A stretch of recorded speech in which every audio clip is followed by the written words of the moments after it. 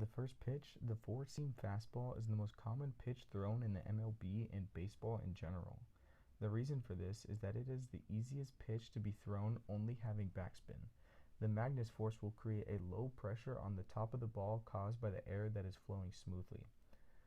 From this, the ball will want to move towards this low pressure zone, causing the ball to fly on a straight path towards home plate. The next pitch is the two-seam fastball. And the difference between the two-seam and the four-seam is that the two-seam will have a sharp horizontal movement. This movement is caused by the ball having a backspin on a tilted axis.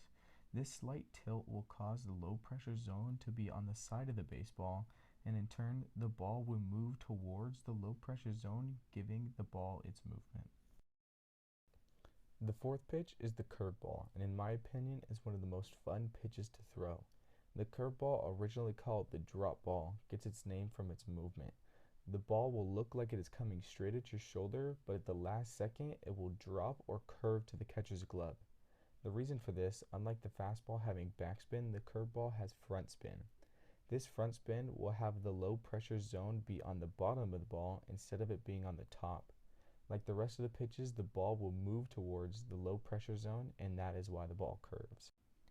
The changeup can be the easiest breaking ball to throw because it takes the least amount of effort to throw it. The changeup, despite it being a breaking ball, does have backspin, whereas most breaking balls will have front spin.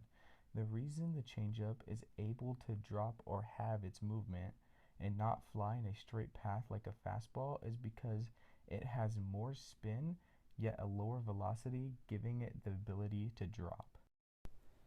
The next pitch, the slider, is much like the curveball in the respect that they both have front spin, but the difference between them is that the slider has a horizontal movement much like the two-seam. The spin is on a tilted axis and will cause the low pressure zone to be on the side of the baseball, but because it does have front spin acting on it, the ball will have more horizontal movement. The last pitch and the most uncommon pitch to throw is the knuckleball. The reason for it being hard and uncommon is that the Magnus force acts the least on this pitch and causes it to be unpredictable. This is caused by the ball having little to no spin while in flight. The reason the ball does have movement is from the airflow being split on the seams of the ball. When the ball has little rotation, the airflow will move from one side of the ball to the other. When the flow goes from one side of the ball will move towards that side. When the airflow switches to the other side, the ball will then in turn move to that side. This changing in airflow causes the ball to move back and forth unpredictably.